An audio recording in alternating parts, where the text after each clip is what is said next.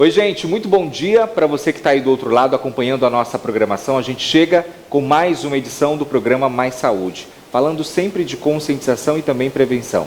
Obrigado pelo seu carinho e também pela sua participação todos os dias. O número está aí aparecendo ao seu vídeo. O nosso bate-papo de hoje, a gente já começa falando de muita conscientização e também prevenção. Doutora Karina Kendra, coloproctologista, né? Bom dia, doutora, obrigado mais uma vez. Oi, bom dia, Ranieri, bom dia, pessoal. Obrigada pelo convite, participando aqui do Mais Saúde. E é sempre bom a gente trazer esses temas, né? Conversar de algo aí que geralmente acomete muitas pessoas. E as pessoas têm muitas dúvidas com relação, principalmente, né, quando se fala aí do câncer do colo retal, o câncer de intestino. Queria que você explicasse um pouquinho para a gente como que é esse câncer, né? Por que as pessoas têm esse tipo de doença? Certo. Então, mesmo o clássico câncer de intestino, como você bem falou, é a mesma coisa que câncer coloretal. É válido a gente explicar que o câncer coloretal, esse nome é justamente porque ele vai acometer o intestino grosso, que é o cólon, ou o reto, né? Pode acontecer, às vezes, ter mais um câncer em mais de um local desse segmento, tá? Mas acometendo qualquer um desses órgãos, o intestino grosso ou o reto, seria o câncer de intestino ou câncer coloretal, mesma coisa. É interessante mencionar que é uma doença realmente importante da gente bater na tecla e falar sempre que possível, porque vem aumentando muito a incidência dessa doença nos últimos anos. A estimativa, por exemplo, do Instituto Nacional do Câncer, do INCA, 2018 e 2019, era de 36 mil casos, sendo que aumentou, em comparação a 2017, mais ou menos 6%, tá? É um câncer bastante prevalente que nos homens está em terceiro lugar, certo? Ele perde para primeiro lugar próstata e segundo lugar pulmão. E nas mulheres ele já está em segundo lugar, perde apenas para mama. Então é um câncer que surge ali no intestino, que vem aumentando a incidência e que a gente tem sim que ter preocupação devido aos fatores que envolvem a questão do surgimento desse tipo de câncer. Engraçado que quando a gente pensa, a gente ouve falar do colo retal aí, né, do câncer, intestino, a gente associa muito essa doença aos homens, né, e não às mulheres. Engraçado isso, né, porque daí se confunde muito com relação à próstata também. Exatamente, isso é um erro comum até. Como o pessoal, quando vai examinar a próstata, tem que fazer toque retal, então na cabeça deles, eles associam que a próstata é um órgão que é junto com o reto, alguma coisa assim, e não é. Próstata é um órgão masculino, tem apenas nos homens, mas é um órgão separado do reto. É que ele passa junto. Aqui está o reto e do ladinho fica a próstata. Então, acaba que o toque retal realmente é fácil para você conseguir examinar esse outro órgão que é a próstata. Mas o câncer de próstata é uma coisa, os fatores de risco são outros, e o câncer de reto ou de cólon também é outra coisa, entendeu? São cânceres diferentes. Por isso que é importante, nunca é redundante a gente falar, que sentiu qualquer diferença, procurar sempre um especialista, né? Procurar um médico, para que você tenha certeza aí de que tipo de doença é essa que está no seu organismo. Fatores de risco para esse tipo de câncer? Certo. Essa é uma pergunta excelente, porque boa parte dos fatores de risco são fatores que você pode modificar na sua vida, modificáveis. Então, tem a questão genética, tá? E existe um percentual muito baixo, inclusive, de cânceres que são cânceres de intestino que são devido à questão familiar. Porque tem uma síndrome, alguma coisa que vai levar aquela pessoa a ter câncer de intestino, que eu posso explicar um pouco mais à frente. Mas grande parte é câncer esporádico, que é isso, ou seja, por fatores ambientais ou do hábito de vida, vai fazer com que você acabe desenvolvendo um gatilho para aquilo virar um câncer lá na frente, certo? Quais são esses fatores? Então, a questão da alimentação é um dos principais pontos. Uma dieta muito rica em gordura, dieta rica em carne vermelha e em carnes processadas. É importante eu enfatizar essas duas partes, carne vermelhas e processadas.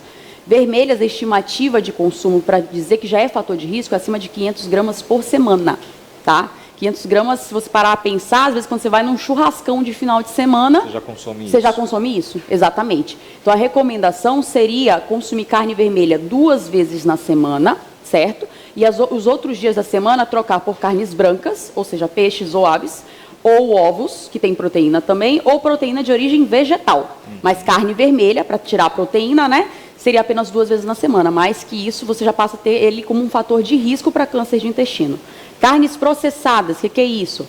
É linguiça, calabresa, salsicha, todas aquelas carnes que a gente sabe que tem que passar todo um processo geralmente de resto de carnes ali do animal para formar aquele alimento. Então, carnes processadas, ela é sabidamente cancerígena e aumentam muito o risco de câncer de intestino, tá? Então, além da alimentação, questão da obesidade, certo? Também é fator de risco.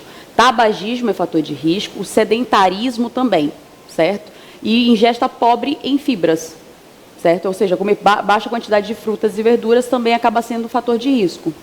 Olha, se você tem alguma dúvida com relação ao nosso tema, né, você pode mandar mensagem para o telefone que está aparecendo aí no seu vídeo. Para você que está no interior do estado, obrigado pela sua audiência e também pelo seu carinho. Doutora, é muito interessante a gente também fazer um alerta principalmente para os homens, né? A gente sabe que a macharada aí às vezes tem aquele preconceito de procurar o médico, a gente sempre fala sobre isso aqui. Eu falo até pelo meu pai, que teve esse problema, infelizmente o câncer venceu ele não conseguiu. Estava até falando aqui nos bastidores, ele teve câncer de intestino e foi um problemão, né? E foi uma coisa. Ele não tinha esse hábito de procurar médico, né? Sabia que tinha ali as dores, tinha constipação, né? Vinha uma vida aí muito sedentária e tem que ter esse cuidado. Eu falo isso porque realmente é isso que aconteceu e a gente aproveita sempre para conscientizar outras pessoas. Sim, e o principal é o pessoal entender sinais de alarme para já procurar um médico, né? Porque, estou muito bem, obrigado, não vou procurar. Tem situações em que você tem que fazer um rastreamento, vou falar já um pouco à frente, mas os sintomas, os sinais que a gente pode apresentar vão indicar para a gente que tem alguma coisa alterada e, poxa, é bom procurar um especialista para investigar melhor. Então, os sintomas para a gente ficar desconfiado de câncer de intestino. Infelizmente, boa parte dos sintomas são sintomas gerais, são sintomas inespecíficos, a gente fala. Então, não tem nenhum sintoma que é característico especificamente de câncer de intestino. Outras doenças também vão ter sintomas. Exemplo, um esmagador é a presença de sangue nas fezes. E como a gente conversou em programa anterior, a hemorroida por si só já causa sangue nas fezes às vezes, entendeu? Então, geralmente é um sangue misturado às fezes, às vezes um sangue que possa ser um pouco mais digerido, mais escuro, tá? Então, esse tipo de sangue vai ser um sangue um pouco mais preocupante. Mas qualquer alteração que você venha tendo uma certa constância, sangue com as fezes, seja sangue vivo ou não, é ideal que você procure um especialista, no caso o proctologista, para avaliar se de repente é uma hemorroida ou se pode ser algo mais grave como o câncer. Mudança do hábito intestinal, isso é um ponto muito importante. Então, pessoas que, por exemplo, têm um intestino que funciona bem, regular, e de repente esse intestino desandou o funcionamento, às vezes é uma coisa temporária e pode ser um quadro de constipação, que nem conversamos no programa anterior. Porém, se é uma coisa que vem se mantendo, é válido investigar por que teve essa mudança.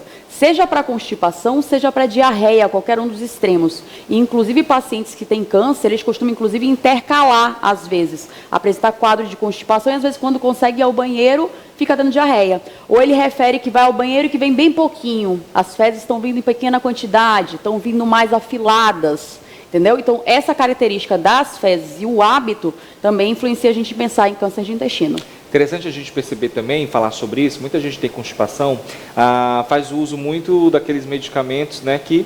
Laxantes. Laxante. Isso é um perigo também. Sim. Isso por si só não é fator de risco para câncer de intestino, tá? Mas também não é o ideal realmente fazer esse tipo de uso, como a gente conversou inclusive no programa anterior, a constipação, o principal fator é a questão alimentar, né? Então, muitas das vezes, você melhorando o seu hábito alimentar, o seu intestino já vai funcionar mais ou menos regular, por você estar colocando fibras e bastante água na dieta. Outros dois pontos interessantes com relação a sintomas, Ranieri, que é bom mencionar, é a questão de perda de peso sem causa aparente. Então, o paciente começa a emagrecer e não sabe por que está emagrecendo, não está fazendo dieta nem nada, certo? Perda de apetite também, às vezes o paciente passa a ter um grau de hiporexia, que a gente fala. É um paciente que o próprio tumor começa a consumir ele e ele também não sente fome. Por substâncias que o tumor libera, esse paciente passa a não sentir tanta fome. Então, ele não tem fome e está emagrecendo. Deixa eu ver o que mais. Então, o sangue nas fezes, essa sensação de evacuação incompleta também pode ser um sintoma para câncer de reto. Então, o paciente que vai ao banheiro, evacua, mesmo que pouquinho que seja, ou tem diarreia e acha que ainda quer ir ao banheiro de novo. Não evacuei completamente, não saiu tudo. Essa sensação constante pode ser, às vezes, um tumor ali no reto, por exemplo.